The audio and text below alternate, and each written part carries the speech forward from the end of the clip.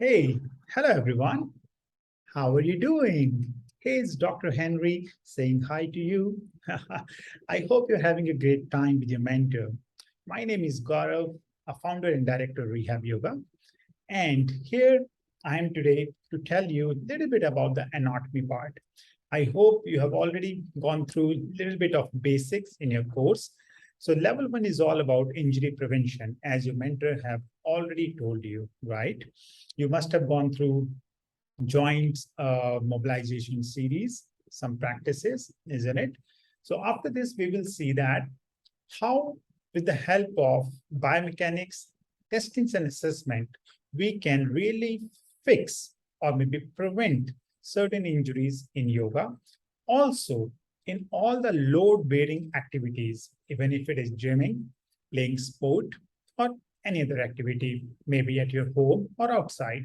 So when you know how a certain joint functions in your body, then definitely you can not only prevent it from getting injured, but also you can make the most out of it. Definitely, right? So it is all about making more benefits than only aesthetics in yoga or in any activity, whatever you're doing. So let us begin with the wrist joint, right? Your mentor must have told you already a little basics about the movement of the wrist joint, how it functions, isn't it? About the role of the palm and the fingers in yoga, in any arm loading activities, right? So all those things are already mentioned in your notebook. You will go through it. Your mentor will take you through all the asanas after this. But let me just take you through a little bit key elements, what we require to understand a concept, anatomy, the biomechanics. Okay, so I will take you through from wrist joint all the way to the ankles. All right, so let's have a focus here.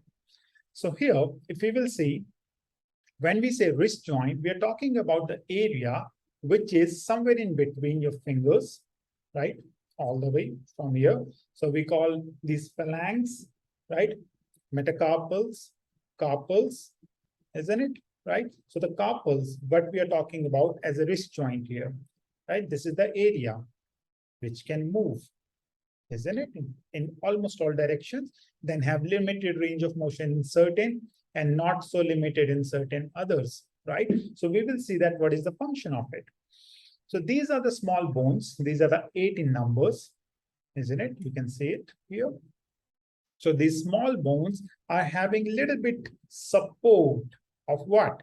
Of radius. So radius is a bone here, you can see, which is the bone which is on your thumb side. So if this is your thumb, so on the thumb side, the bone which is coming down all the way, this is your radius. So from this side, thumb, all the way down, this is the bone called radius. All right. So this is the bone which is giving you support, right? Like this, support. All right. And then just next to it, you can see another bone, which is ulna. Okay. This is the bone which is your little finger side. Here.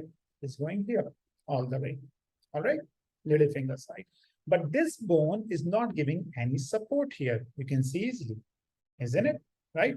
And that is why you will see, since there is a gap, your palm literally can move all the way. You can see this, right? But on this side, it is very limited range of motion. Can you see this, right? And your mentor must have told you already about the principle of what? Tension and compression, isn't it? Right? Yeah, I hope you know it already, right? So similarly, you will see when we go here, you know what is happening, right? With structures. Structure 1 is your radius. Structure 2 is your carpal bone. Okay, when these two are coming together, you can see, isn't it, what is happening? And you already know this, right? You have done the theory. What is compression? What is muscle tension, right? So your mentor will take you through more about it, right? So the main thing what we need to notice here is the radius and the ulna. When we know that it is supported by radius, your palm is supported by radius, so means it will also prevent you, whenever you're taking any load, whenever you're creating any force, okay? Maybe down on the ground, maybe somewhere in the front, maybe you're punching someone. So how you should punch so that you don't get any injuries, right? You want to punch someone, but don't get hurt, isn't it? Or you want to get hurt? No, right? So when you know this, so that means you should have the support of your radius whenever you're creating any force or loading your palm, okay? So definitely you should not be going on this side, okay, the empty side, because it does not have any support. And here you can easily get injury. We call this triangular area, like triangular fibrocartilage complex. Okay, this is the area called triangular fibrocartilage complex area. And we also get a lot of injuries here, right? Any person who is loading too much on your ulna side gets injury. Okay, your mentor will take you through all the testings and assessment in the class, how you should keep your palm, how you should keep the activation on the palm, how you should keep the alignment of your wrist and the hand so that you do not get any injuries in yoga, in fitness, in gymming, anything. You're playing sport, wherever, it tends to that you are forcing somewhere, or maybe you are just loading your hand. All right, cool.